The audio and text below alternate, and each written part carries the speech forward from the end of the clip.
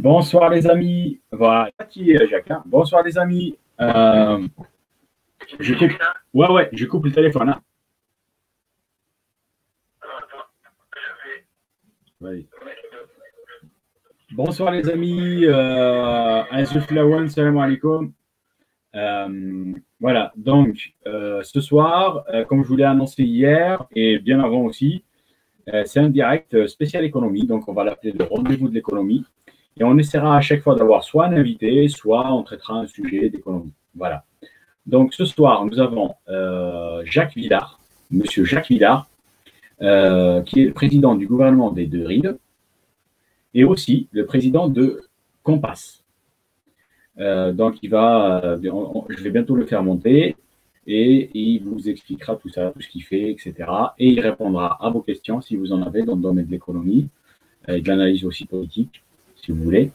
Et il répondra aussi à mes questions. Voilà, qui sont, et j'en ai plein de questions. Voilà.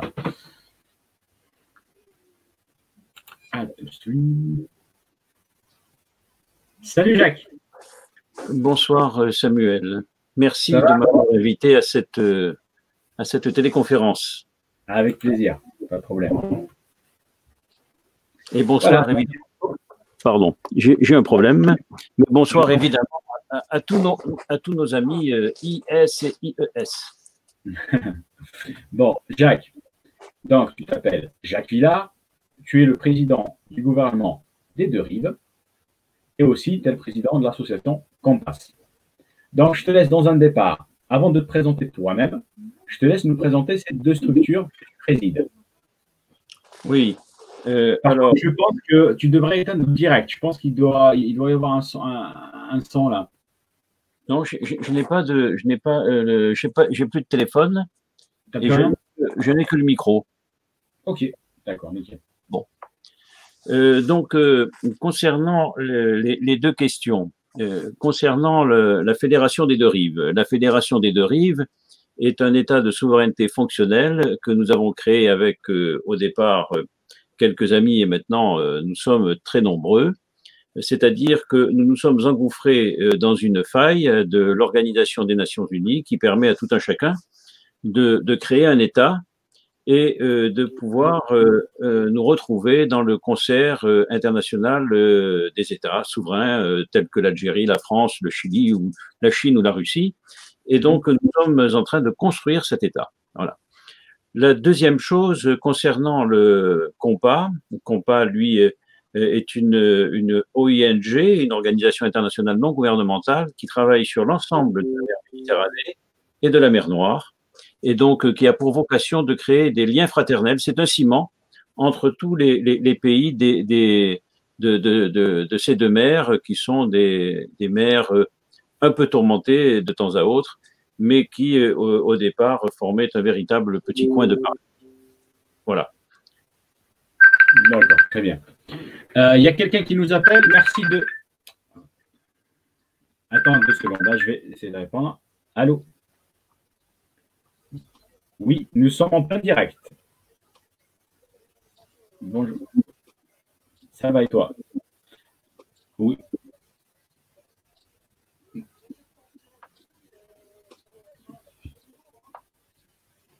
C'est qui? Ouais. D'accord, mais non transparent. D'accord, mais qui exactement? Parce que non transparent, c'est facile. Ah, d'accord, ok. Salim, on se rappelle plus tard, d'accord? Là, on est en train d'évoluer. Allez, ok, à tout à l'heure. Tu nous rappelleras. Alors, il y avait une troisième question sous-jacente, c'était me concernant. Voilà, donc, je suis né en janvier 1946 dans un petit recoin du monde, mais qui est connu dans le monde entier. Je pourrais même dire sans orgueil qu'il s'agit de la capitale du monde, à savoir mon quartier de Bab el-Oued. Je suis né à Bab el-Oued en 1946 et donc j'ai terminé ma carrière au ministère des Finances français après avoir été l'intendant général d'une école militaire. D'accord. Ensuite. Concernant quoi? Ensuite, L'État… Raconte-nous ton parcours qui a fait que tu es arrivé à la création de l'État des deux rives. Qu'est-ce qui a fait que tu es arrivé à la création de l'État des deux rives? Ah ben, finalement, ce qui a permis cette création maintenant de cet État des deux rives a été finalement les accords d'Évian. C'est-à-dire que le 18 mars 1962, il y a eu donc entre les belligérants qui étaient en Algérie, entre la France donc et le FLN, il y a eu ces fameux accords d'Évian qui prévoyaient donc à terme, donc le 5 juillet 1962, l'indépendance de l'Algérie. C'est le préambule de ces accords d'Évian précisait que cela a été fait dans le cadre de l'esprit des peuples à disposer d'eux-mêmes. Des peuples. On ne dit plus du coup des États ou des nations, les peuples. Bien. Alors, à ce moment-là, en Algérie, il y avait trois peuples, trois grands peuples, mais il y avait des sous-peuples, des sous-familles. Donc, il y avait d'une part les Arabes, d'autre part les Kabyles, et ensuite les Européens. Et tout le monde vivait sur ce pays sans, jusqu'à un certain moment, se poser trop de questions, encore que on vivait les événements et donc on savait très bien que tout cela allait très mal se terminer. Donc les accords d'Évian sont intervenus et ont fixé le destin de ces trois peuples. Et donc il s'est trouvé que par la force des choses, des événements, etc., la majorité des Européens d'Algérie sont repartis vers leurs terres, d'où ils étaient venus, pour certains comme moi, par exemple, de 5 générations.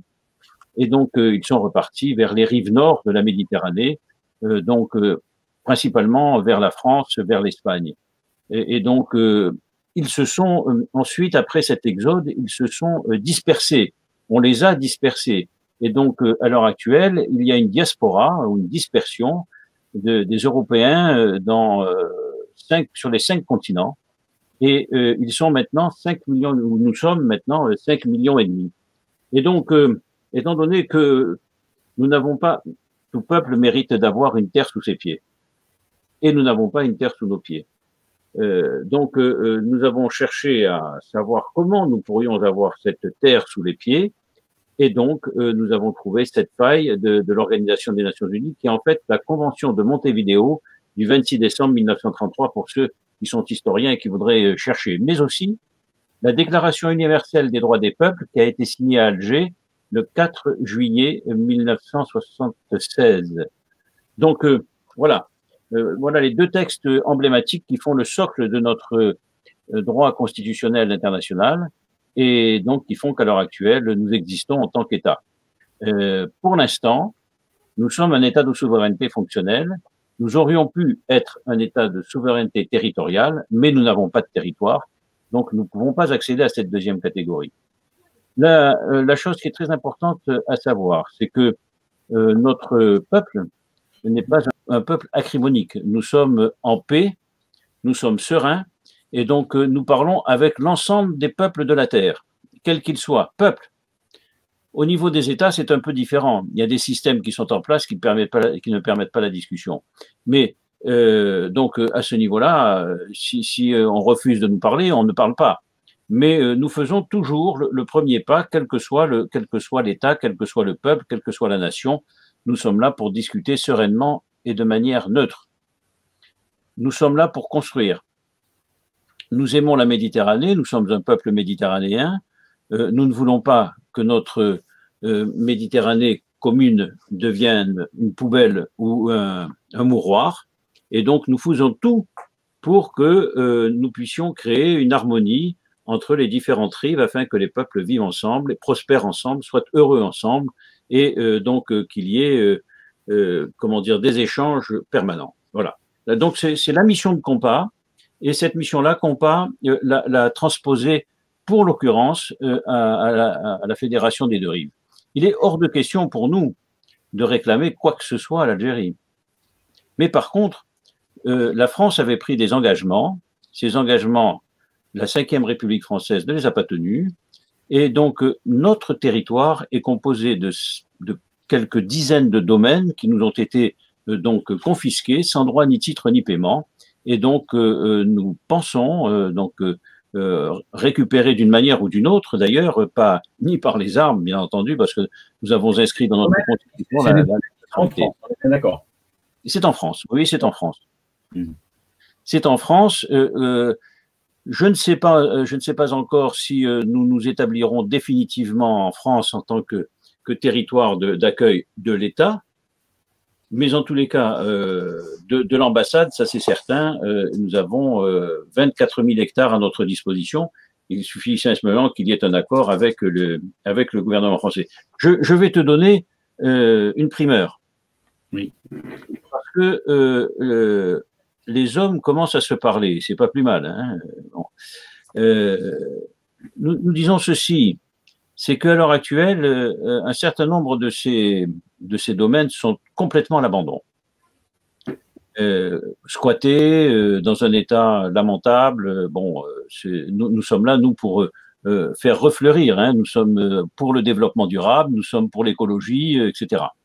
Donc, nous sommes prêts à créer une société d'économie mixte entre l'État français, l'État algérien et notre État, et d'exploiter avec ces deux autres partenaires ces différents domaines, à condition bien entendu que nous ayons un tiers de part de gestion et donc que nous puissions y établir notre peuple. Voilà. À partir de là, je veux dire que nous sommes tout à fait ouverts. Si demain nous devons donc aller rencontrer telle ou telle autorité de tel ou tel pays de l'Afrique du Nord ou de cette Afrique, de cette Europe du Sud, nous sommes tout à fait prêts à le faire. Et si nous sommes demandés à l'ONU, à Genève ou autre, nous irons. Donc nous sommes des hommes et des femmes de dialogue. Et nous sommes maintenant tout à fait dégagés par les conflits qui ont pu exister en Méditerranée, qui ne nous concernent pas d'ailleurs, mais pour lesquels nous sommes prêts à être des partenaires de réconciliation, des médiateurs. Ouais. Très bien, super. Là, si tu permets, Jacques, on va passer au sujet de l'économie. Donc, ce sera le sujet principal qu'on va traiter durant cette interview, cette émission. Donc, moi, comme je vois les choses, pour moi, l'économie française est en train de s'effondrer. Je suis convaincu que nous allons entendre parler de beaucoup de groupes, beaucoup de sociétés, de grosses sociétés qu'on pensait insubmersibles, tomber suite à tout ce qui se passe. Donc, non, pas seulement la première vague du Covid, il y aura une deuxième vague qui arrive, tout le monde le sait, et en sachant aussi que très peu de sociétés ont pu se relever de la crise de 2008, convenablement. Elles ont toutes été fragilisées. Apparemment, rien que dans toute l'Europe, il y a plus de millions de sociétés, ce qu'on appelle des sociétés fantômes, pas fantômes, sociétés zombies, pardon, des sociétés qui survivent au jour le jour, hein, qui profitent des subventions, etc. Mais là, ces sociétés-là vont plus pouvoir résister, parce qu'il suffit qu'elles ferment 2 jours et elles ne pourront plus résister. Donc, elles vont pas tarder à chuter. Qu'en dis-tu? Comment vois-tu les choses, l'avenir pour l'économie française, le chômage qui arrive? Est-ce que tu penses qu'il y aura un gros chômage ou ça sera maîtrisé, etc.?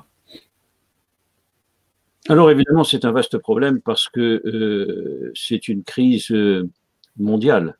Ce n'est pas une crise spécifique à la France. C'est une crise sanitaire qui se transforme petit à petit en crise économique et qui deviendra, à la force des choses, peut-être, nous ne sommes pas Madame Soleil, hein, nous peut-être en crise politique. Ce qui fait qu'il faut faire très très attention. Très très attention et à l'heure actuelle, malheureusement, pour paraphraser quelqu'un que nous avons bien connu dans le temps, on est face au tohu-bohu. On entend tout et n'importe quoi. Donc, à notre niveau, nous sommes pour l'instant, hélas, des spectateurs. Nous ne pouvons pas être acteurs. Nous n'avons pas, au niveau de notre État, nous n'avons pas une banque d'État à notre disposition. Nous sommes pour la plupart des binationaux. Et donc, à ce niveau-là, nous sommes obligés de nous conformer aux décisions qui sont prises par les dirigeants des différents États, que ce soit l'Algérie, la France ou autre. En ce qui nous concerne, nos rapports avec la France ne nous consulte pas. Nous sommes quand même un secteur important des individus et nous sommes par exemple répartis sur toute la façade sud de la France, de la Méditerranée, là où en ce moment le Covid est en train de faire des ravages. Nous avons peut-être, c'est l'histoire c'est la fable du rat et du lion, c'est-à-dire qu'à un moment donné, on a toujours besoin d'un plus petit que soi. Et si ce plus petit que soi, on ne l'écoute pas, bien, on se prive parfois de solutions qui peuvent être intéressantes. Le lion avait retrouvé sa liberté grâce au rat. Il ne s'en sortait plus et le rat est venu à ronger le filet dans lequel se trouvait le lion et lui a donné la liberté. Alors, je ne dis pas que nous avons des solutions tout à fait adaptées à ce qui se passe, mais enfin, quand nous avons vu la gestion des masques en France, la gestion des tests, que nous voyons tous ces pauvres gens qui sont baladés de droite et de gauche par un système qui, à mon sens, mais ça ne regarde que moi, hein, ce n'est pas l'appréciation de notre peuple, c'est l'appréciation d'un responsable qui a terminé sa carrière quand même au ministère des Finances. Bien. Quand je vois ce qui se passe, je me dis, le peuple français, puisque nous parlons de la France, nous pourrions parler également de l'Algérie, le peuple français se trouve maintenant face à une désespérance alors qu'il n'en avait pas besoin. Il sortait de divers problèmes, on disait qu'on allait se redresser, etc. En fait, non seulement on ne se redresse pas, mais on s'enfonce, on va s'enfoncer. Et si on continue comme ça à dire n'importe quoi au peuple, il faut bien se dire une chose, c'est quand les peuples cessent d'estimer, ils cessent d'obéir. À partir de ce moment-là, si les peuples se trouvent confrontés au mensonge et à la trahison permanente, un jour ou l'autre, inévitablement, il y a fracture. Et généralement, en France, les fractures se font gravement. Elles ne se font pas comme ça au débeauté, on ne change pas de système comme cela, etc. Donc, tout cela risque de mal finir si nous n'y prenons garde. Alors, dans des situations catastrophiques, il ne faut pas avoir un discours catastrophique. Parce que alors là, c'est fini, tout s'écroule. C'est vrai qu'il va y avoir, ou que nous avons déjà des problèmes économiques qui étaient sous-jacents et que la crise sanitaire et la crise économique que nous connaissons maintenant, cette deuxième vague de crise économique aussi, eh bien, produisent leurs effets. Mais nous avons les ressources nécessaires pour pouvoir, je dirais, redresser la barque. Mais il faut être sérieux et ne pas politiser cette affaire-là. Parce que si nous politisons cette affaire-là en France, eh bien, nous allons avoir les avis contraires d'une extrême à l'autre. C'est-à-dire que l'appréciation n'est pas la même dans tous les partis politiques, si tant est qu'il en existe encore beaucoup. Moi, je pense que la claque a été là catastrophique également pour ces partis, mais il faut qu'il y ait au moins une unité sur la manière de combattre et le virus et la crise économique. Si par malheur, effectivement, ce que tu disais, c'est-à-dire qu'il y a un écroulement général de l'économie, alors là, véritablement, nous serions confrontés à des problèmes sérieux et je me demande comment d'ailleurs nous pourrions nous en sortir individuellement. Imaginons un seul instant. La population de cette France-là est vieille, pour la plupart. Si l'État n'est plus en mesure de payer les retraites, parce qu'il n'y a plus de ressources suffisantes nécessaires, il va y avoir des catastrophes. Et je regardais le problème, par exemple, des Gilets jaunes.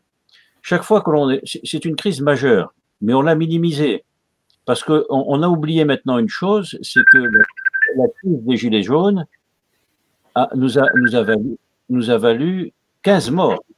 On a oublié les 15 morts des Gilets jaunes, on n'en parle plus. Les Gilets jaunes n'en parlent plus et le gouvernement n'en parle plus.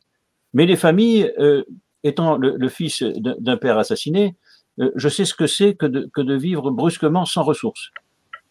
Et donc, à l'heure actuelle, ces 15 familles-là sont certainement dans des difficultés extrêmes. Mais l'ensemble des Gilets jaunes doivent être dans des difficultés extrêmes. Et donc, il faut prendre cela très au sérieux, il faut faire très attention, parce que c'est l'expression aiguë d'une vague populaire. Et si on ne travaille pas en écoutant les Gilets jaunes sur le plan économique et ce que l'on pourrait faire avec eux, eh bien, il va y avoir une vague, une seconde vague, beaucoup plus destructrice peut-être que ce qui est arrivé dans les confrontations entre les Gilets jaunes et le gouvernement. Donc, tout est dans tout et il faut faire très attention, il faut être prudent parce qu'on ne manie pas les peuples comme cela et nous ne sommes pas dans une situation à l'heure actuelle qui est extrêmement favorable pour surmonter cette crise. Et je ne pense pas. Alors, on annonce des milliards de tous les côtés, ce qui fait que plus personne ne croit à la valeur de l'euro. C'est-à-dire que auparavant, on disait que pour acheter une baguette de pain, à la limite, il fallait faire un crédit. Et maintenant, c'est par centaines de milliards. Donc, plus personne ne croit plus en rien. La parole politique a été complètement dévaluée. Et donc, ça, c'est grave. Parce que si les peuples ne croient pas en leurs dirigeants, ça se termine toujours assez mal. Mais déjà, par exemple, il y a de l'expertise dans l'économie, etc., de l'expérience dans tout ça. Tu vois, quel est, je te dis pas, fais-nous un truc énorme. Quelle est, à ton avis, la solution pour au moins amoindrir la puissance de cette crise? Au moins l'amoindrir, parce que c'est une crise inévitable, on ne pourra pas l'éviter. Mais que faire pour au moins amoindrir sa puissance? Et si tu permets, avant que tu répondes, je voudrais juste faire une remarque aux gens qui nous écoutent. Il y a des gens parmi vous qui m'envoient des messages, d'accord, depuis hier. Je ne peux pas vous répondre, je suis désolé, je suis bloqué par Facebook, d'accord? Je ne peux pas répondre aux messages. Vous pouvez m'appeler, mais je réponds pas aux appels, j'ai pas le temps. Je ne peux pas vous appeler parce que j'ai pas le temps. Donc, je reçois vos messages, je peux les lire, mais je ne peux pas vous répondre. Donc, vous m'excusez, je suis bloqué pendant 24 heures par Facebook. C'est comme ça, ils le font exprès, c'est pour limiter des gens comme moi, pour les empêcher de se développer. Bon, donc dès que ça se débloque, je vous répondrai. D'accord? Donc, vous m'excusez, je ne peux pas vous répondre, surtout mes Facebook. D'accord? Voilà, je te laisse. Oui, alors je te comprends parce que si tu veux, le confinement fait que les réseaux alternatifs se sont développés et que nous avons de plus en plus de conversations, soit par Internet, soit par Zoom, etc., etc. Pour te dire que je comprends ta situation, en ce qui me concerne, j'étais en gros à traiter 200 à 250 messages par jour. Rien que pour dire bonjour, merci, etc., ça prend du temps. J'en suis à 800 messages par jour. Donc, je suis en train de prendre comment dire, un retard considérable. Toi, tu es bloqué et moi, je commence à débloquer parce que là, à ce niveau-là, pour soutenir ce rythme-là, c'est fou, quoi. Mais il faut le faire. Il faut le faire. On va essayer de s'équiper. Nous n'avons pas beaucoup de moyens. Nous avons refusé toute compromission, ce qui fait que pour l'instant, on regarde la crise avec les poings fermés dans les poches, quoi, hein, parce que c'est tout ce que nous avons à mettre dans les poches, c'est les poings fermés. Mais voilà, il ne faut pas désespérer. Il ne faut jamais désespérer. Il y a une phrase qui doit nous être chère à tous. C'est il n'est pas nécessaire d'espérer pour entreprendre, ni comment dire, de persévérer en cas d'échec. Donc, nous sommes face à des échecs potentiels. Il faut surtout pas désespérer. Nous en sortirons, mais à condition d'être unis. C'est l'union qui paye toujours. L'union fait la force. Hein. C'est l'union qui paye toujours. Et donc, il faut souhaiter que dans les pays concernés, il y ait une union politique qui permette de trouver des solutions économiques et en espérant d'ailleurs que le virus nous laisse la possibilité d'avoir un peu de répit sur le plan sanitaire. Mais attention, parce que on nous apprend que la grippe risque de se déclencher dans quelques jours. Si les deux virus se retrouvent ensemble, alors là, eux auront fait l'union et nous risquons d'en pâtir. Exactement. Donc, voilà. Il faut regarder tous les jours ce qui se passe et essayer de tirer le côté positif, respecter évidemment les gestes barrières que recommandent les États, hein, tous les États, et faire en sorte de ne pas être imprudent. Il y a beaucoup d'imprudence et ces imprudences généralement sont sanctionnées. Hein. Exactement. Jacques, ensuite, là, je voudrais qu'on parle. Tu m'as dit ce matin, quand on préparait l'émission, etc., tu voyais une future libanisation de la France. Qu'est-ce que tu veux dire par là? Et voilà, explique-nous. Ce que je veux dire par là, alors évidemment, je pense au peuple libanais et je suis effondré parce que c'est un peuple frère, c'est un peuple que nous aimons beaucoup, c'est un peuple qui est un peuple comme nous, hein, formé par différentes sources qui viennent de la Méditerranée, alors qu'elles soient de l'Est, de l'Ouest, etc. C'est un peuple frère, c'est un peuple méditerranéen frère qui souffre et évidemment, nous adressons, nous, pieds noirs, toute notre compassion à nos frères libanais. Nous essayons, par le biais des différentes organisations caritatives, de faire notre devoir. Bien. Mais ça, c'est aux Libanais eux-mêmes maintenant à se redresser. Et donc, il faudra qu'ils fassent très très attention parce qu'il y avait un système qui était un peu corrompu. Mais il faut jamais entrer parce qu'on trouve toujours plus corrompu que soi. Et puis, il y a les corrupteurs parce qu'on dit les pays africains sont corrompus. Le seul problème, c'est que qu'est-ce qui est le plus important? C'est celui qui est corrompu ou celui qui corrompt? Et si on regarde ceux qui corrompent, eh bien, ceux qui corrompent, ils sont pas en Afrique, hein. Ils sont en Europe, ou aux États-Unis, ou en Chine, ou en Russie. Mais les Africains, qui peuvent-ils? Alors, nous sommes des Africains. Notre peuple est né en terre d'Afrique. Nous sommes des Africains. Ça se voit pas trop au niveau de la couleur, mais nous sommes des Africains. Au niveau de l'esprit, nous sommes des Africains. Et on est un peu critique vis-à-vis de l'Europe. On a de quoi. Hein. Donc, à ce niveau-là, faisons très, très attention. Libanisation de la France. Oui.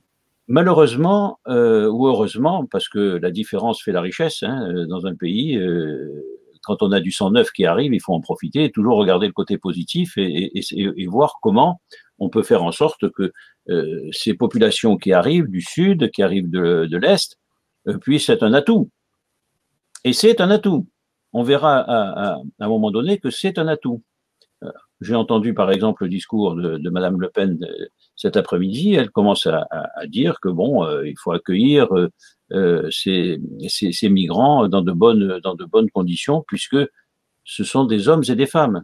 Ben, c'est bien de reconnaître que ces migrants-là sont des hommes et des femmes.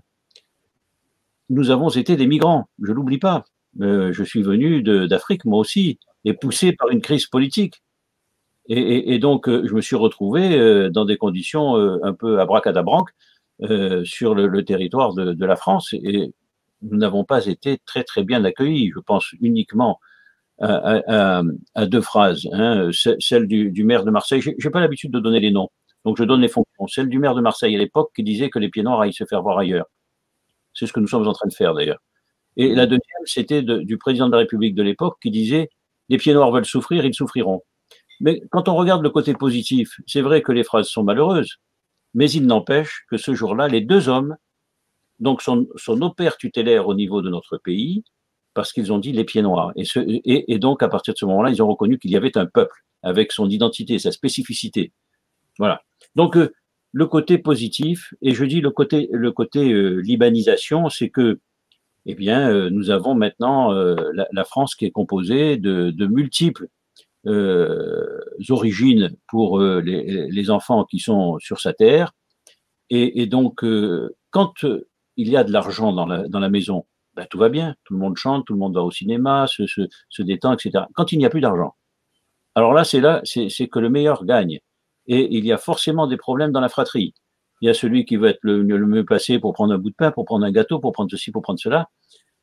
Et donc, inévitablement, il y a des problèmes à l'intérieur même de la famille. Et donc, dans un pays comme cela, eh bien, il va y avoir des problèmes, de plus en plus des problèmes communautaires.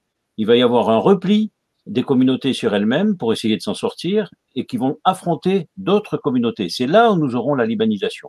Et là où il faudra faire très attention parce que ça sera un danger.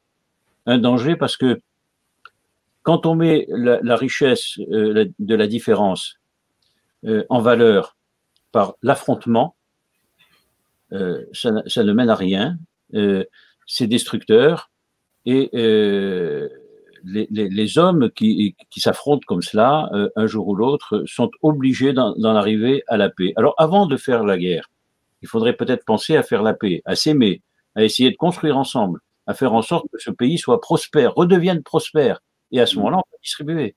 Mais s'il n'y a pas de distribution, il y aura là aussi forcément des affrontements.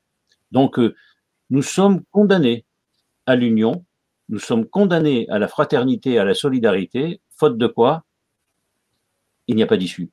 En parlant de paix et de fraternité, je te propose de parler de l'arrestation, de commenter l'arrestation du Cheikh Yahya Gouasmi.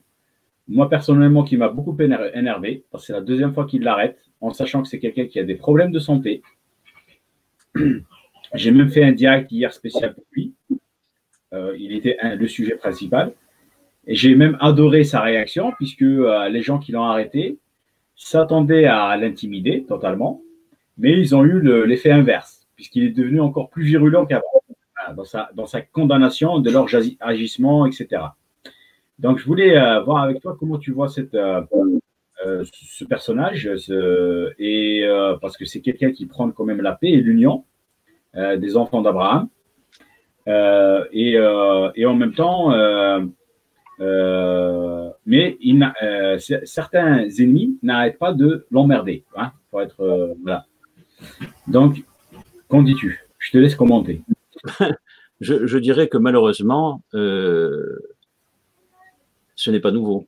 À savoir que si l'on prend des exemples d'hommes de paix, puisqu'au départ, un religieux devrait être un homme de paix, et ils sont pour la plupart des hommes de paix. Si on prend les hommes de paix qui ont prêché la paix, la solidarité entre les hommes, l'amour fraternel, etc., en partant de Jésus-Christ, en passant par le docteur Martin Luther King et en passant par le Mahatma Gandhi, ils ont tous été assassinés d'une manière ou d'une autre. On peut dire que le Christ a été assassiné. Et pour nos deux autres frères, Martin Luther King et le Mahatma Gandhi, ils ont été assassinés. Les hommes de paix se font assassiner. C'est dramatique. Donc,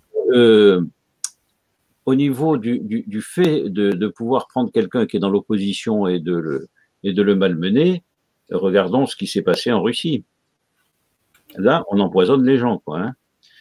Donc, je veux dire que ce n'est pas admissible. Aucune cause au monde ne vaut qu'un homme ou une femme ne soit torturé ou abattu.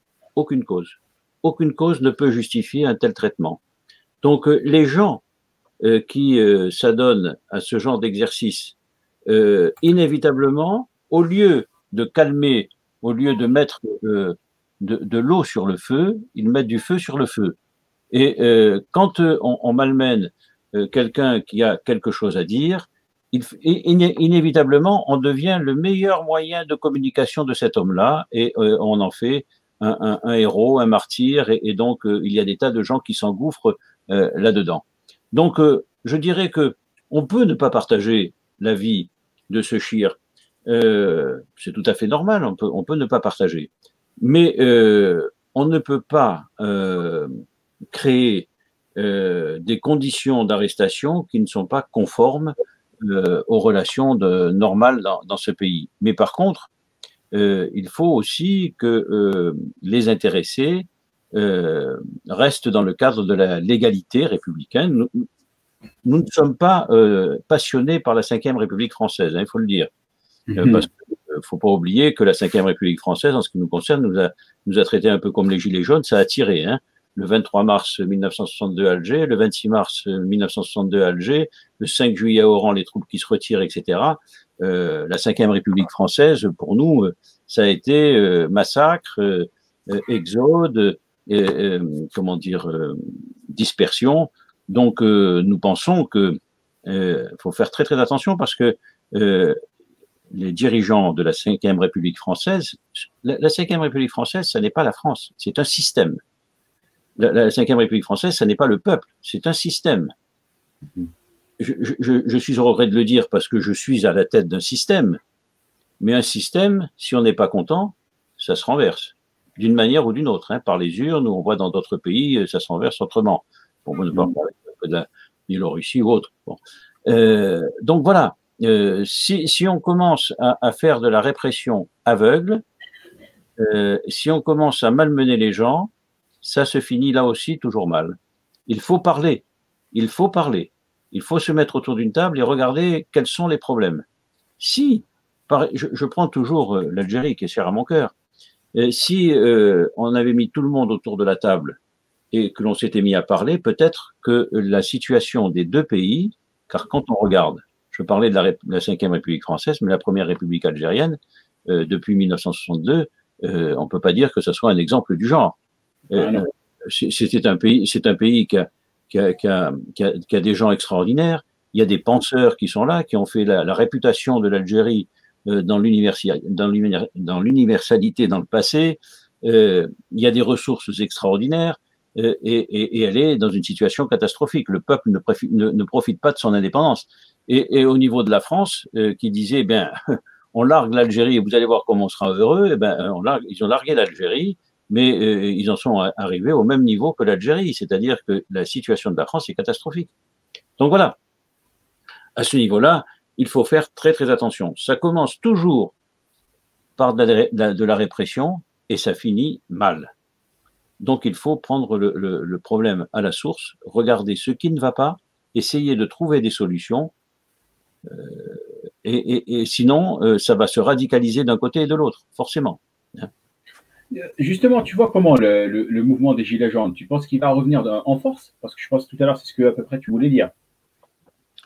Lorsque je vois ce que le peuple français subit depuis quelques mois, je me dis qu'il est d'une extraordinaire patience. Parce que il a espéré voir partir un monde ancien qui était dans une situation catastrophique et voir arriver un monde nouveau, idyllique.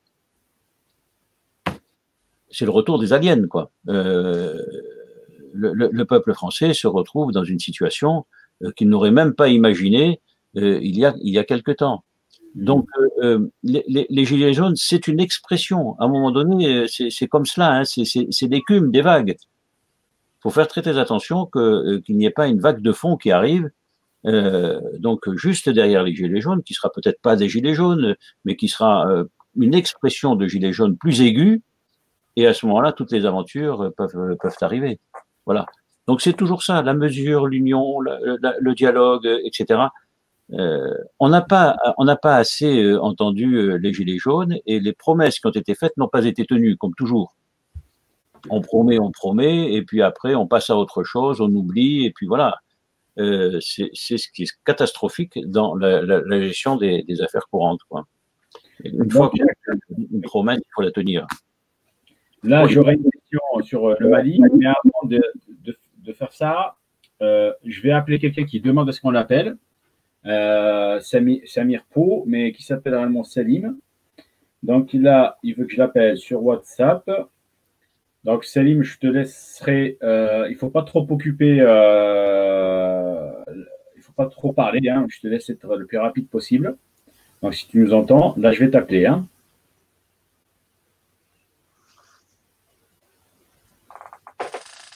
Là, on va laisser participer. De temps en temps, lui, il fait de bonnes remarques. Donc, je pense que là, s'il répond, après, je ne sais pas, peut-être qu'il m'a mis appelle-moi, il a attendu un petit peu, il est parti. Ah, il a répondu, je crois. Salim? Allô? Ça va? Ah, Salim, donc je pose le téléphone. Donc là, je pense que tu as une question ou tu veux commenter. Vas-y, on t'écoute. Vas-y. En fait, j'ai une petite question parce que en face de toi, d'après ce que j'ai compris, c'est un pied-noir, d'accord? Exact. Okay. Donc, ce que je voudrais poser comme question à M. Villard, c'est ça? Monsieur Jacques Villard, exactement, oui. Ok. M. Villard, c'est par rapport à l'Algérie. En fait, est-ce que les pieds noirs n'ont pas eu leur part de responsabilité avant le déclenchement de la révolution en 54 et bien après en 62? Parce que déjà, en 1962, suite aux accords d'Évian, et les accords d'Évian stipulent comme quoi il y a une communauté pieds noirs qui doit rester en Algérie et qui était estimée à 450 000. Je ne sais pas si j'ai les chiffres officiels ou pas, mais de toute façon, il y avait une population qui devrait rester également sur la tête des administrations. Mais ils ont préféré quitter. Pourquoi ils ont préféré quitter? C'est ça ma question. pourtant, pourtant, il y a des pieds noirs qui sont restés en Algérie, on les connaît, même chinois au cas, ils sont restés former des gens, ils sont restés aux écoles pour éduquer les gens, pour enseigner les gens, et la majorité, ils ont choisi la valise. Donc, voilà. Donc, si je vais moi de répondre un petit peu selon ce que je sais. Après, on va laisser Jacques nous répondre aussi. Donc, à mon avis, comment j'ai vu les choses, parce que j'ai analysé le truc personnellement. Moi, ce que j'ai compris, c'est que, par exemple, au niveau de l'Afrique du Sud, ce qui s'est passé, c'est que Nelson Mandela, lorsque les Noirs africains, Sud-Africains, ont voulu dégager les Blancs, Mandela, en ce temps-là, a refusé en disant, écoutez, c'est eux qui ont le savoir, c'est eux qui savent travailler, qui savent produire, etc. Donc, nous avons besoin d'eux si on veut construire un pays puissant, un pays qui va se développer, si on ne veut pas être des miséreux. Donc, ce qui fait qu'il a tout fait pour les garder. Certains sont partis, d'autres sont restés. Bon, je trouve que ça a été mal géré parce que, ouais, à la fin, on s'est retrouvé avec beaucoup de Blancs extrêmement riches et beaucoup de Noirs très, très pauvres. Donc, ils ont trouvé ça injuste. Là, actuellement, ils trouvent ça injuste. Voilà. Donc, il y a une tentative de rééquilibrer, mais ça a été mal géré. Et je pense, il y avait, durant la guerre d'Algérie, Abban Arfan, qui était un des leaders, pour ne pas dire le leader principal, a appelé les pieds noirs à rejoindre la révolution. Il avait très bien compris ce qui se passait. Mais pour moi, ce que je pense, c'est que les pieds noirs ont été victimes d'une sorte de complot, d'accord, des ennemis de l'Algérie en général, que ce soit De Gaulle et que ce soit ceux qui ont pris le pouvoir en 62 par trahison, par usurpation, et ils ont pris le pouvoir. Et c'est des gens qui savaient que les pieds noirs allaient les déranger dans leur objectif de faire de l'Algérie une sorte de pays bédouin, une sorte d'Arabie Saoudite qui ne fait que consommer et fermer sa gueule. Voilà. Donc, je pense que c'était ça l'objectif. Ils ont autorisé leur extermination des deux côtés. Hein. Tu vois, la tentative de les exterminer, les faire dégoûter. En même temps, j'ai remarqué aussi, par exemple, parce que ça m'arrive de parler des fois des pieds noirs, ils s'étonnent que quand je leur parle, que je leur dis que j'ai un avis positif sur eux, ils me regardent, mais en se disant, mais ah ouais? Ils s'étonnent que moi, le Kabyle que je suis ou l'Algérien, ait un avis positif sur les pieds noirs. Parce que je leur explique, je leur dis, moi, on m'a raconté, on m'a dit que 95% de ce qu'on appelle les pieds noirs n'étaient pas des colons. C'était des gens normaux qui travaillaient. C'était des enseignants, des ouvriers, des machins, des petits patrons. Il n'y avait pas de problème. Nous, on a un problème en tant qu'Algériens avec les 5% de collants, ceux qui profitaient de la puissance militaire française pour esclavagiser les gens, faire de l'argent sur le dos des gens. Voilà. Et quand je leur dis ça, ils sont étonnés parce qu'ils pensaient vraiment qu'on a une très, très mauvaise image d'eux. Tu vois ce que je veux dire? Donc, et ça leur plaît quand je leur dis ça. Ils se disent, ah, tu vois. Donc, c'est pour ça. En même temps, ils étaient victimes de plusieurs complots, plusieurs techniques pour essayer de les détruire. En même temps, il y a eu le diable, Front National, qui a tout fait pour les attirer vers eux, etc. Donc, c'est très spécial ce qu'ils ont subi. Et moi, je pense que Jacques Villard, avec son message d'union, son message de paix, son message de reconstruction, je pense qu'il est capable de réattirer les pieds noirs, la majorité certainement, pas forcément tous, mais la majorité, vers le bon côté. Voilà, le côté de la lumière, j'ai envie de dire. Voilà. Donc, je laisse à Jacques aussi le soin de répondre s'il veut. Alors, Salim, bonsoir et merci d'intervenir. Je dois dire que, bon, il y a toujours les convenances, c'est monsieur, c'est le président, etc. Nous sommes littéralement faits du limon de la terre qui nous a vu naître. C'est-à-dire que nous soyons européens, arabes ou kabyles, nous sommes frères. Et généralement, quand nous nous parlons, on se parle avec le prénom. Donc, si nous devons à nouveau nous rencontrer sur les ondes, c'est Salim, c'est Jacques, c'est plus convivial. Voilà, première chose. Deuxième chose, je le disais tout à l'heure, je suis né à Bab el-Oued. Quand on connaît Alger et qu'on connaît le quartier de Bab el-Oued, j'aime ce quartier parce que je ne le mets pas au passé. Il n'y avait pas le Bab el Oued d'avant 62 et le Bab el Oued d'après 62. C'est toujours le même quartier. Bon, il y a beaucoup plus de monde dans notre quartier qu'il n'y en avait auparavant, mais j'aime toujours mon quartier de Bab el Oued. Pour moi, les habitants de Bab el Oued, quels qu'ils soient, de quelque confession soient-ils, sont des frères. Donc à ce niveau-là, nous en sommes arrivés à des contractions importantes dans ce pays-là parce qu'il y avait beaucoup d'intérêts. Il ne faut pas oublier que si à un moment donné, il y a des gens qui ont joué sur l'indépendance, c'est un peu comme ça s'est passé en Irak, c'est parce qu'il y avait le pétrole et qu'il fallait s'emparer d'une manière ou d'une autre du pétrole et donc on a favorisé les nationalismes. Mais les nationalismes ont pu être favorisés que parce qu'il y avait des inégalités. Alors, quelles sont les responsabilités? Mais quand il y a dans un ménage, quand il y a des scènes de ménage, bien, il y a la responsabilité de l'homme et de la femme. Et bien, quand là, on s'est retrouvé avec un ménage à trois, puisque encore une fois, arabes, kabyles et européens, chacun avait sa part de responsabilité, ça serait anormal de les nier. Donc, à ce niveau-là, je le dis, je pense qu'il y avait un destin, et que ce destin existe toujours. Il y aura au niveau, on est à 60 ans de 1962, 60 ans. Quand on regarde la guerre entre les Français et les Allemands, 60 ans après, c'était fini, quoi. Plus personne ne parlait de la guerre de 39-45 ou des guerres de 14-18. Donc, il faut arrêter à un moment donné. La guerre d'Algérie, c'est terminé. Il faut maintenant regarder l'avenir. Qu'est-ce que l'on peut faire avec les jeunes qui sont en Algérie, qui sont en France, etc. Les pieds noirs qui sont restés en Algérie, très peu. Il y en avait 1 million en 62. Il en reste très peu. Ils sont algériens.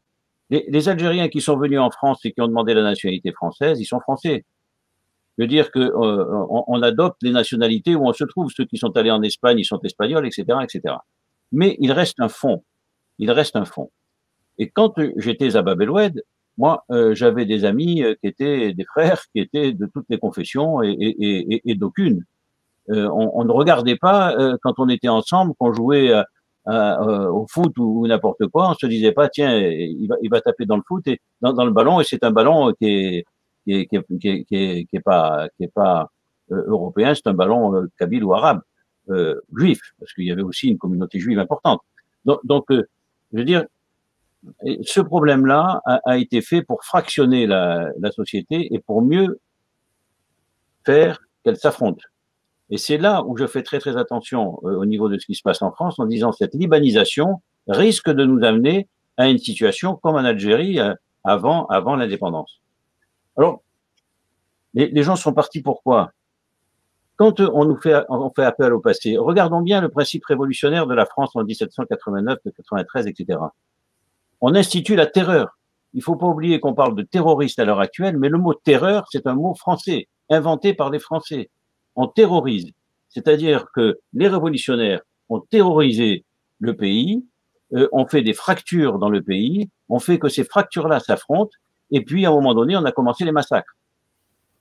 Et on a commencé les massacres, une fois qu'on a massacré les populations dont on ne voulait plus entendre parler. Alors on dit les aristocrates, mais il n'y a pas que les aristocrates qui ont été massacrés en 1793, ou de 1789 à 1793.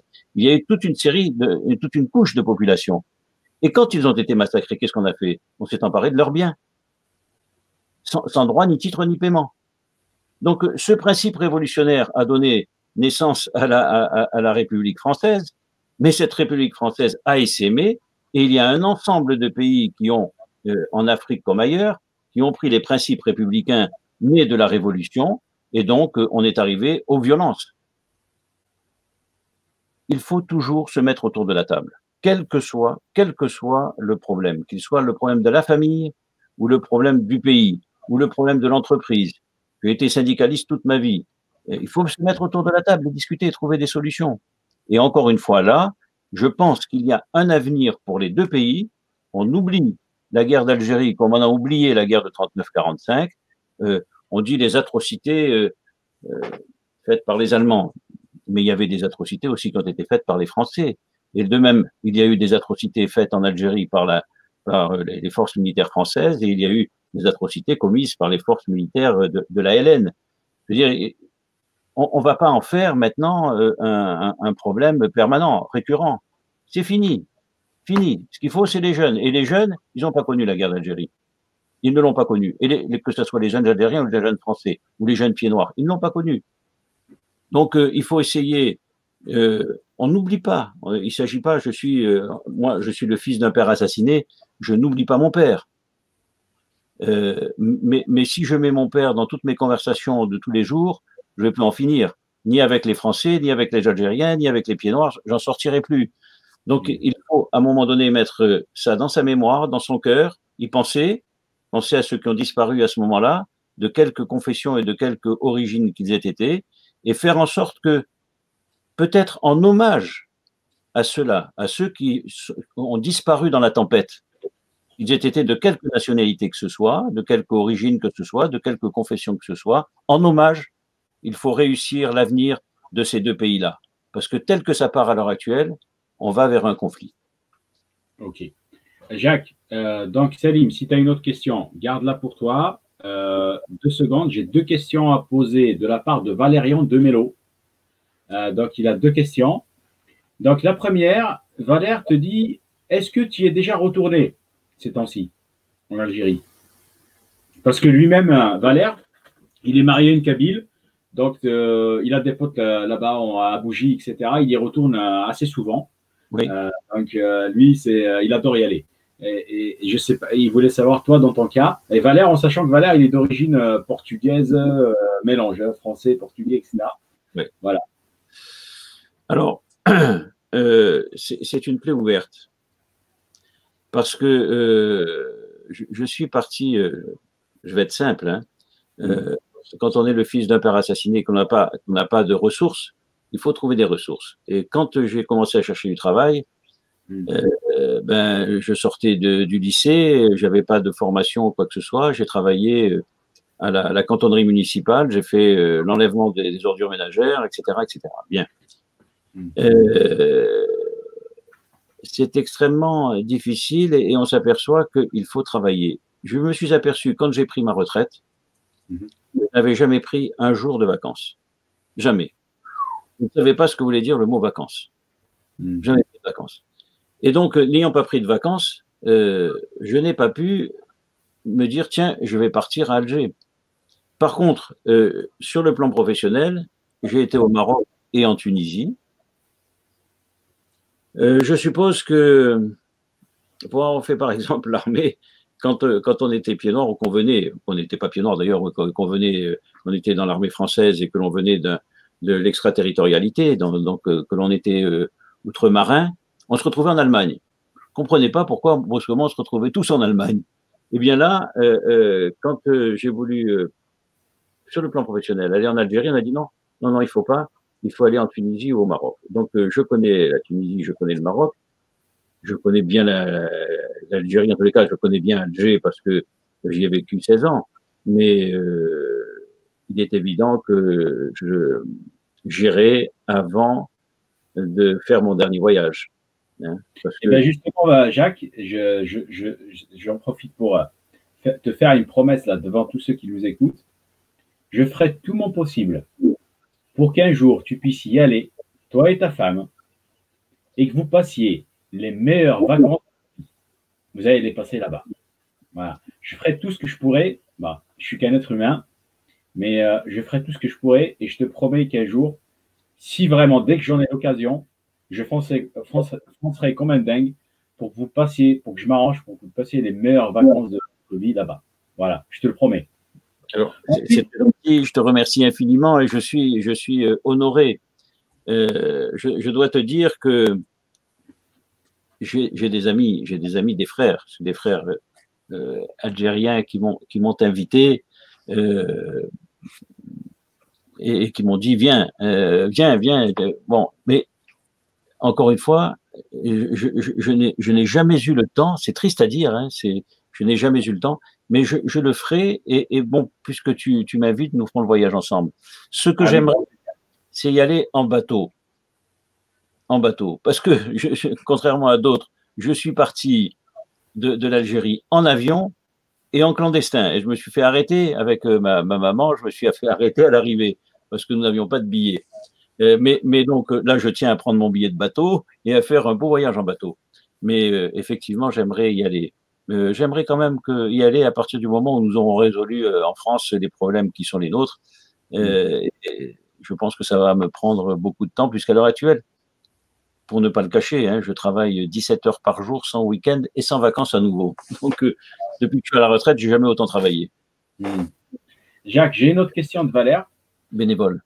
Donc oui. Là, il y a Valère qui dit « Monsieur Villard, je pense que la France tire toujours les ficelles pour l'Algérie. » Moi, je suis entièrement d'accord avec Valère. Hein, et je voulais voir si tu as envie de répondre. Si tu n'as pas envie de répondre, ce n'est pas la peine. On va passer à une autre question. Ben, que Valère fasse une recherche sur Internet, s'apercevra qu'à l'heure actuelle, il y a plus de milliardaires en Algérie qu'il y en a en France. Faut le regarder ça, parce que c'est une sacrée évolution. Mais les deux peuples sont autant dans le malheur d'un côté comme de l'autre. Que la France tire les ficelles, comme l'on dit en Afrique, pas uniquement en Algérie. Hein.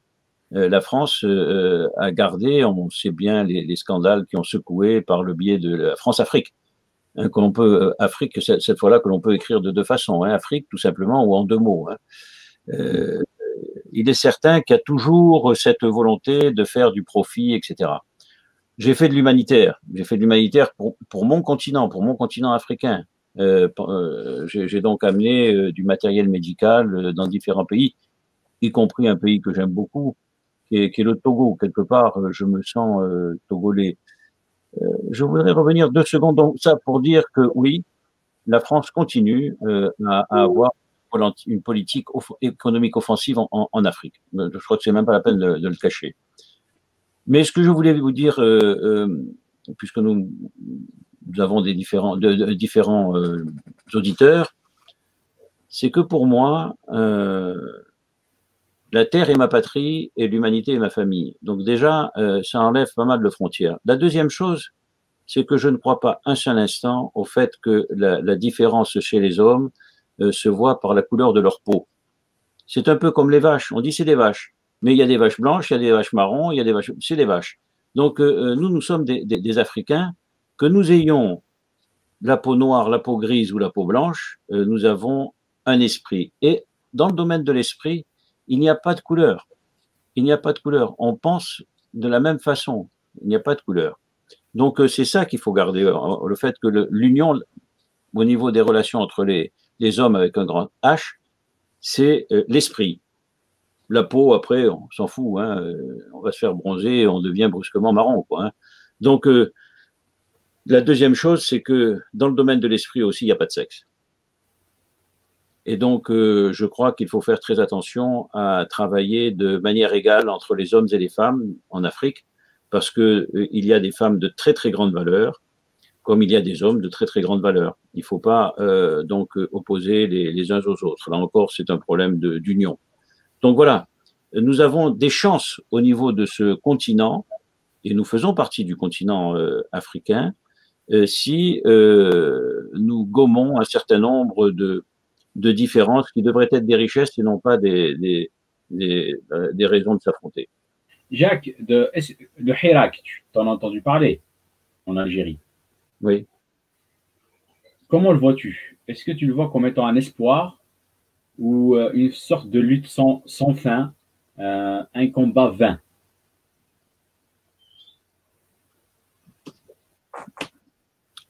Quand on sait qu'au niveau de notre État, notre devise, c'est la paix pour seul combat.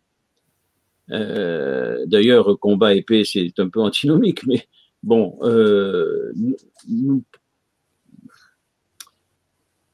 j'ose pas dire que nous n'envisageons pas, dans quelques pays que ce soit d'Afrique, le recours aux armes, puisque quand on regarde la Déclaration universelle des droits des peuples, il est précisé dans cette Déclaration universelle des droits des peuples, dans le prologue, dans le préambule, que on reconnaît que si les peuples sont sous la pression d'un État qui n'est pas une démocratie, le recours aux armes est légitimé par cette déclaration universelle même.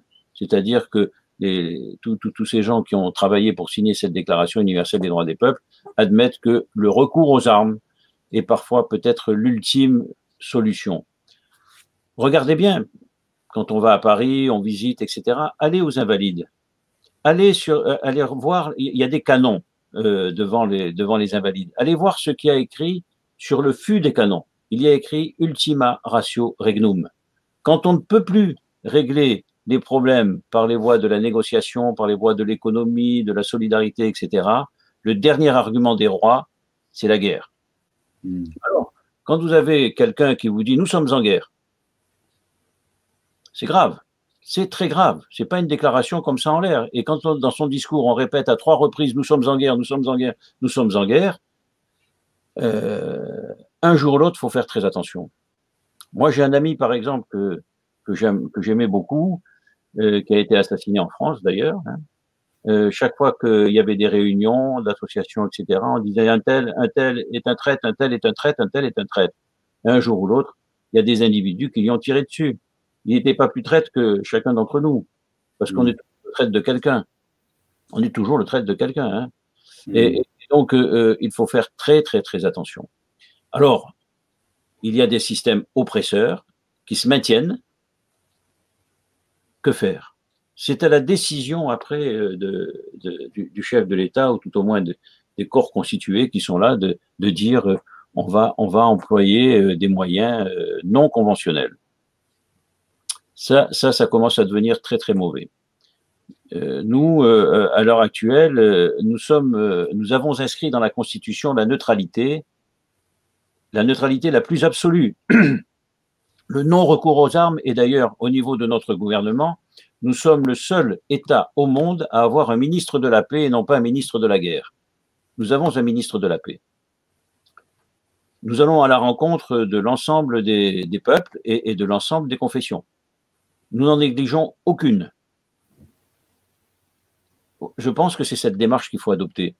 Nous sommes même plus neutres que la Suisse, puisque la Suisse a son armée. Hein. Il y a aucun problème à ce niveau-là. Comment peut-on être un pays neutre avec une armée? Donc, pas d'armée, pas de ministre de la Défense, pas de la ministre des Armées, un ministre de la paix. Et les armes à la poubelle. Donc, alors c'est facile à dire, c'est difficile à faire, mais il faut y aller. C'est comme le développement durable. Hein. Le développement durable aussi, il faut y aller, il faut vouloir y aller. On n'y va pas. Et même quand il y a des crises, à l'heure actuelle, quand on voit qu'on se prend les fumées de ce qui a brûlé aux États-Unis, faut bien se dire que ça va se multiplier et qu'un jour ou l'autre, on va porter des masques aussi contre les fumées qui arrivent des États-Unis ou d'ailleurs, ou de chez nous d'ailleurs. Il faut. Donc, là, tu m'as compris, Jacques. Là, tu penses que le gouvernement algérien pousse au pourrissement puisqu'il ne répond pas aux revendications du peuple. Donc, il crée les conditions d'une future guerre civile, c'est ça? C'est comme ça que tu vois la chose. Oui, et parce que malheureusement, on apprend ça dans les écoles militaires, on apprend ça dans les grandes écoles françaises, etc. Et donc, moi qui étais syndicaliste, on arrive toujours au pourrissement. On fait pourrir les affaires en se disant, bon, ben, les gens vont abandonner. Alors, c'est vrai que ça marche, hein. C'est vrai que ça marche. D'ailleurs, on le fait même dans les relations, que ce soit privé ou public. Tu présentes un dossier, on va te dire, ah, très bien, merci, etc. Parfait, on va essayer de trouver une solution. Et puis, on commence à te dire, ah, attention, il manque un papier. Tu amènes ce papier. On dit, ah ouais, mais attendez, pendant que vous allez chercher votre papier, nous, on a regardé, il manque encore d'autres papiers. Et puis, on dit toujours, il manque un papier, jusqu'à ce que la personne, elle dise, bon, écoutez, maintenant, j'en ai marre, votre dossier, vous le gardez, et moi, je vais me débrouiller autrement. Ben, c'est ça. On fait que le pourrissement n'amène aucune solution, si ce n'est que l'affrontement. Et puis alors, on recrute des policiers, on commence à les armer, et puis après, on dit, attention, ils vont tirer, mais forcément, si on leur donne des armes, ils tirent. Tu vois, c'est la dégradation, hélas, des relations entre les hommes. Il y a des solutions de sagesse et il y a des solutions de folie. Je regardais ce qu'a dit le docteur Raoult, là, qui est très controversé. Hein. Il a dit, vous savez, à un moment donné, les dirigeants d'un pays on s'est aperçu qu'ils étaient face à des le problème. Comment a-t-il dit ça? Ah, voilà que j'ai perdu dans la conversation, j'ai perdu le mot. Mais enfin, ils ont des poussées internes, psychologiques, qui font qu'ils sont dans un état de folie avancé. Et que s'ils ne soignent pas, ils resteront fous. Alors, le journaliste lui dit, mais à l'heure actuelle, vous pensez que le gouvernement français a ces pulsions là, névrotiques. Ils ne sont pas soignés. Et donc, ils sont fous. Voilà. Je pense que c'est très simple, c'est un langage que l'on comprend, et on se dit que les hommes, à un moment donné, sont fous, ils jouent le pourrissement, c'est une erreur profonde. Le pourrissement amène forcément des contradictions violentes. Et là, je voudrais bien qu'on parle aussi du coup d'État qui a eu lieu au Mali. Comment tu le vois? Comment tu vois la présence de la France, etc. Bon, je pense que là, il y a des forces qui s'affrontent au niveau du Mali. Bon, le Mali, c'est quand même une plaque tournante de la défense dans le cadre des accords qui ont été passés. Il y a un petit texte là, qui passe sur Internet en ce moment concernant les 11 accords, les 11 accords secrets qui ont été passés entre la France et chaque peuple qui s'est retrouvé face à l'indépendance dans les années 60. Et dans ces années 60-là, il y avait l'obligation pour les deux parties de se prêter main forte quand il y avait une contradiction armée au niveau de la gestion interne des pays. Donc la France applique ces accords, et donc à la demande des États concernés, elle vient faire le gendarme à l'intérieur même. Imaginons un seul instant qu'il y ait un problème entre les Gilets jaunes et le gouvernement français sur les Champs-Élysées, et que l'on fasse venir des forces maliennes, congolaises, togolaises, etc., pour ramener la paix. Je ne sais pas si les Français apprécieraient beaucoup. Mais c'est ce qui se passe. C'est ce qui se passe. Dans les contradictions internes qu'il y a dans les pays africains, on voit arriver des forces qui viennent d'un peu partout. Et je ne pense pas à l'heure actuelle que, par exemple, l'Alliance qui est en train de frapper en Irak, en Syrie, etc., ait pu contraindre Daesh. Donc, je me demande si ces solutions-là ne sont pas des règlements de compte par peuple interposé, c'est-à-dire qu'on ne se bat plus sur le continent européen pour l'instant. Eh ben, on transpose ça et on se bat par Maliens interposés en Afrique. Le temps de concevoir en Europe. Ouais. Oui, mais en plus, je pense qu'il va y avoir une contagion, et que le président malien qui a subi quand même une épreuve lors de sa déposition, on risque de le voir dans des pays limitrophes. Hein. Il va y avoir une contamination. Ce genre de guerre-là, c'est un virus. Hein. Et donc, on ne peut pas dire on va mettre des masques et on n'aura plus la guerre. Exactement. Très attention, parce que quand même, le Mali, c'est un pays qui a une frontière avec l'Algérie. Il y a quand même beaucoup d'infiltration sur les frontières de l'Algérie. L'Algérie, bon, le président actuel est en place, mais c'est quand même des régimes qui sont un peu fragiles. Très fragiles. Et si demain nous avons une contagion avec un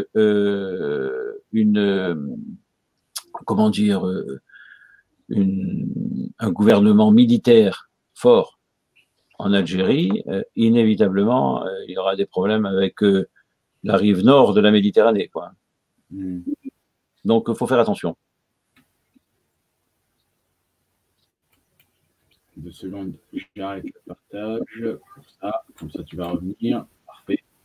Là, il y a Salim qui nous dit la France a forcé l'Algérie à changer de constitution qui va être approuvée sans doute dans un scrutin truqué, comme à l'accoutumée, pour que l'armée algérienne puisse intervenir en dehors de ses frontières. En grosso modo, on sous-traite les missions. Ouais. C'est ça. Oui. Elle offre, voilà, l'Algérie offre ses services de sous-traitance aux puissances négatives. Voilà. Il ne faut pas oublier que nous sommes un État, nous par exemple, hein, la Fédération des Deux Rives, et que nous avons une constitution, nous avons une doctrine, un drapeau, nous avons un hymne, etc., etc. La constitution que nous avons mise en place, on regarde ce qui se passe au niveau de la loi sur le séparatisme là, mais la constitution que nous avons mise en place n'est pas forcément une constitution qui a l'intérêt de la République française. Donc, pour l'instant, comme nous sommes dans le cadre du droit international, que l'on demande à nos ressortissants d'être respectueux des droits des pays du droit des pays dans lesquels ils se trouvent, que ce soit la France, l'Espagne, l'Argentine, Israël, etc., ça va. Mais pour peu qu'il y ait un changement de président, je ne suis que le 3e président de cet État, pour peu qu'il y ait un changement de président et que on se mette à un peu trafiquer la Constitution, etc., pour légitimer certaines actions. Voilà. Donc, pour l'instant, nous avons résisté à leur compromission. Il n'y a pas de parti politique chez nous. Je souhaiterais qu'il y en ait, mais pour l'instant, il n'y en a pas. Il n'y a qu'un parti qui est monolithique. Bon, nous sommes pour la plupart des septuagénaires, c'est ce qu'on nous reproche, mais nous avons une chance, c'est que nous payons nos interventions avec nos retraites. C'est-à-dire qu'on n'a pas besoin d'avoir des compromissions de quelles qu'elles soient. Et donc, on peut résister à toutes les pressions sur le plan économique. On se contente de peu et nous avons des ressources. Mais tout ça, c'est très précaire. Hein, et pour l'instant, on nous tolère, mais il faut imaginer ce que nous sommes un État dans l'État. Et peut-être qu'un jour, on va nous montrer. On pensait que vous représentez un danger. Il y a un danger. Alors, quand on est aux responsabilités, hein, que ce soit moi ou mes camarades, puisque nous avons un président du Conseil d'État, un président du Conseil constitutionnel, un président de l'Assemblée nationale, un président, etc., comme un président du Conseil des ministres, avec des ministres, des députés, etc. Tout cela, ça a été construit en 3 ans. On a un cheval sauvage quoi entre les mains. Hein. Il faut faire attention. Voilà. Nous aussi, il faut faire attention. Il peut y avoir Je te laisse réfléchir à un dernier mot, d'accord? Entre-temps, je vais m'adresser un petit peu à notre public, d'accord? Donc, je te laisse réfléchir et je vais leur présenter quelques petites choses. Donc, les amis, si vous aimez ce qu'on fait et que vous voulez nous aider, je vous laisse, s'il vous plaît, mettre des j'aime, partager et aussi commenter. Partager un maximum de gens doivent nous connaître pour qu'on soit encouragés et qu'on puisse vous développer de nouvelles émissions, investir dans du matériel encore plus puissant et vous proposer des émissions toujours meilleures. Ensuite, si vous souhaitez nous aider, vous pouvez nous faire un don via Tipeee ou PayPal. D'accord? N'hésitez pas à nous faire même des petits dons de 1 euro, on prend tout. Parce que vous êtes nombreux. Donc, 1 euro par-ci, 1 euro par-là, ça va très, très vite. Donc, ça peut nous aider à investir. Par exemple, moi, je souhaite vous lancer bientôt un site internet d'information, puisque mon blog a été censuré et bloqué. Je ne peux pas le partager sur Facebook. Donc, je voudrais vous lancer un site d'information. Ce n'est pas gratuit. D'accord? Je voudrais bien rémunérer quelqu'un qui va s'en occuper. Ce n'est pas gratuit. Donc, aidez-nous, s'il vous plaît. Ensuite, pour ceux qui n'ont pas forcément les moyens, mais qui sont, par exemple, assurés en automobile, habitation, qui ont besoin d'un financement, eh bien, devenez un client militant en devenant client chez nous, chez expertassure.net. Vous pouvez venir en agence sur Montpellier, comme vous pouvez faire ça à distance. Vous contactez Walid Alili, qui est notre conseiller clientèle, et il se s'occupera de votre dossier avec grand plaisir. Vous allez sur notre site www.expertassure.net. Vous aurez toutes les infos, nos différents numéros de téléphone, notre adresse, notre mail, etc. Voilà. Ensuite, je voulais juste vous faire une petite précision. Je viens de recevoir un livre. Je m'intéresse beaucoup à un certain Noam Chomsky, que j'apprécie de plus en plus parce que c'est un vrai dissident, ce mec. Et là, je suis en train de lire un livre, un petit livre. Le titre, c'est « Un monde complètement surréel ». Là, il parle de la fausse liberté qu'on a ici en Occident.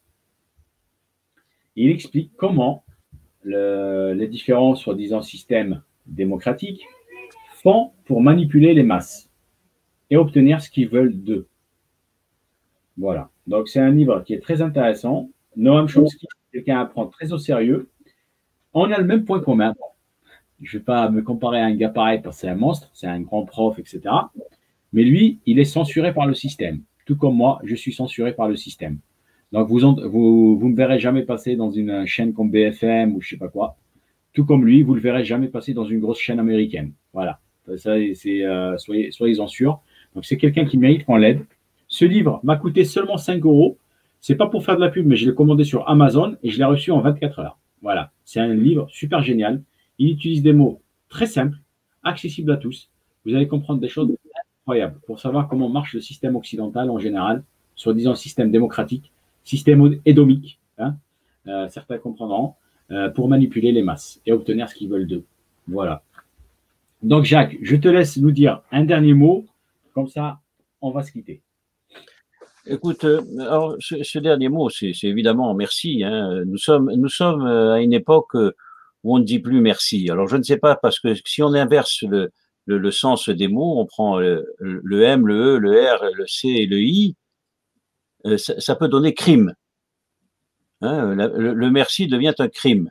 Donc, merci. Merci, Samuel. Tu sais que chaque fois que tu feras quelque chose et que tu me demanderas mon intervention, si je le peux, et si ça amène quelque chose, nous ne sommes pas des intellectuels. Hein. Dans notre État, nous sortons des ruisseaux, tu l'as bien compris. Hein. Quand je parle de Bab el-Oued, et quand les gens ici nous parlent de Versailles, c'est des mondes totalement différents. Hein. On est dans le ruisseau. Et il y a cette petite chanson en France qui dit si je suis tombé par terre, c'est la faute à Voltaire, le nez dans le ruisseau, c'est la faute à Rousseau. Donc nous avons fini le nez dans le ruisseau par la faute de Rousseau. Ça pour dire que je crois que nous avons eu et que nous avons un destin commun qui nous attend.